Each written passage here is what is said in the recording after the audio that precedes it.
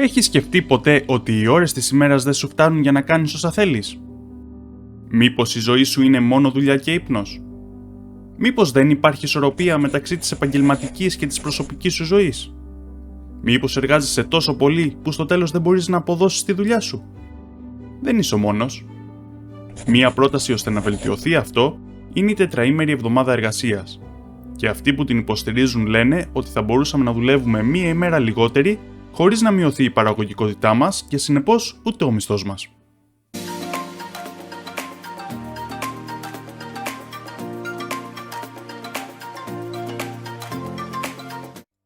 Οι 5 ημέρες εργασίας καθιερώθηκαν στις αρχές του προηγούμενου αιώνα.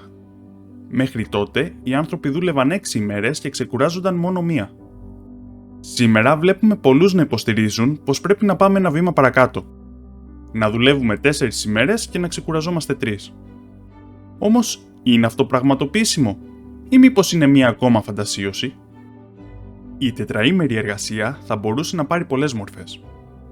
Οι άδειες τις Παρασκευές, μισές ημέρες εργασίας ή διαφορετικές ημέρες άδειας για διαφορετικούς υπαλλήλους είναι όλες προτάσεις που συζητιόνται. Το σκεπτικό πίσω από την τετραήμερη εργασία είναι ότι αν οι εργαζόμενοι δούλευαν μία ημέρα λιγότερη, θα είχαν περισσότερο χρόνο να ακολουθήσουν τα χόμπι τους, να περάσουν χρόνο με τις οικογένειές τους, να κοιμηθούν περισσότερο και να αυξηθεί γενικά η πνευματική τους υγεία. Συνεπώς, εάν οι εργαζόμενοι είναι πιο αναζωογονημένοι, θα αποδίδουν καλύτερα κατά τη διάρκεια της εργασίας τους, αντισταθμίζοντας την ημέρα εργασίας που έχασαν. Επιπλέον, εάν ο χώρος εργασίας είναι κλειστός για μία ακόμα ημέρα, θα μειωθούν τα λειτουργικά έξοδα, αλλά και το περιβαλλοντολογικό αποτύπωμα που θα αφήνει η επιχείρηση. Κυριότεροι υποστηρικτές αυτής της ιδέας είναι πολλοί ακτιβιστές για την εργασία, καθώς και πολλοί ακτιβιστές για το περιβάλλον. Από την άλλη πλευρά, αυτοί που αντιτίθενται σε αυτή την ιδέα λένε ότι η παραγωγικότητα θα μειωθεί και ότι αυτό θα βλάψει τις επιχειρήσεις. Το κίνημα της τετραήμερης εργασίας απέκτησε μεγάλη δυναμική τη δεκαετία του 70, αλλά σταδιακά έσβησε. Όμως σήμερα, η αύξηση της απομακρυσμένης εργασίας λόγω της πανδημίας αύξησε την επιθυμία για ευέλικτα ωράρια εργασίας και έτσι η ιδέα αυτή ήρθε και πάλι στο προσκήνιο. Η Ισπανία έθεσε την τετραήμερη εργασία σε εθελοντική τριετή δοκιμή. Παρόμοιες κινήσεις είδαμε επίσης και από πολλές άλλες χώρες όπως η Νέα Ζηλανδία, η Ιαπωνία και το Βέλγιο.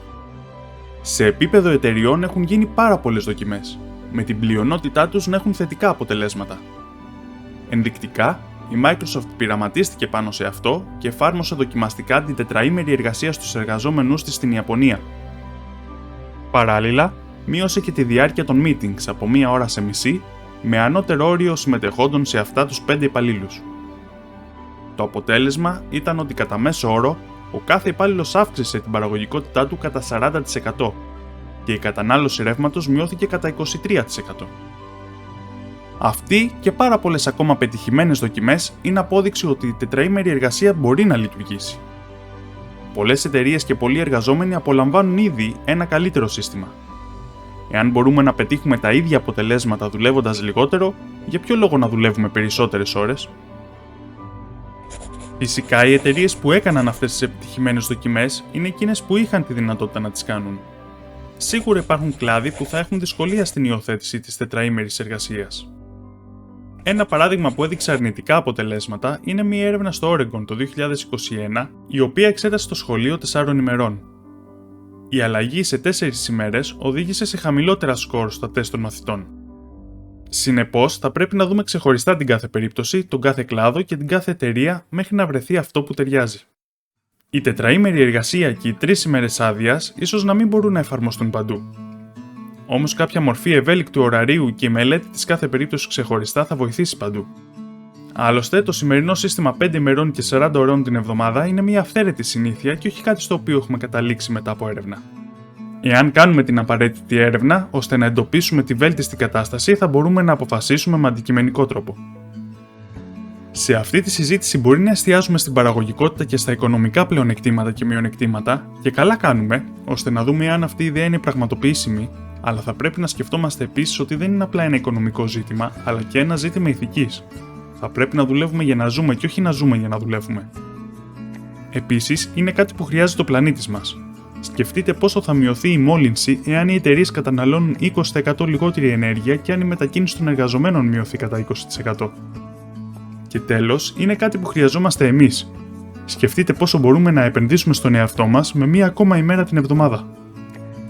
Εάν θέλετε να μάθετε για ακόμα έναν τρόπο με τον οποίο μπορεί να βελτιωθεί η ισορροπία μεταξύ της επαγγελματικής και της προσωπικής μας ζωής, προτείνω να παρακολουθήσετε το επεισόδιο του καναλιού αυτού για το καθολικό βασικό εισόδημα. Link για αυτό μπορείτε να βρείτε πάνω δεξιά στην οθόνη σας.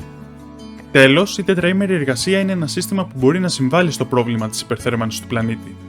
Εάν θέλετε να μάθετε περισσότερα για το πρόβλημα αυτό, μπορείτε να δείτε το βίντεο «Υπερθέρμανση του πλανήτη με απλά λόγια».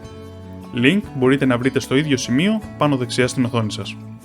Σας ευχαριστώ που παρακολουθήσατε το βίντεο μου. Εάν σας άρεσε, πατήστε like, εγγραφή και το καμπανάκι. Θα με βοηθήσει πολύ. Επίσης, γράψτε μου τα σχόλιά σας κάτω από το βίντεο.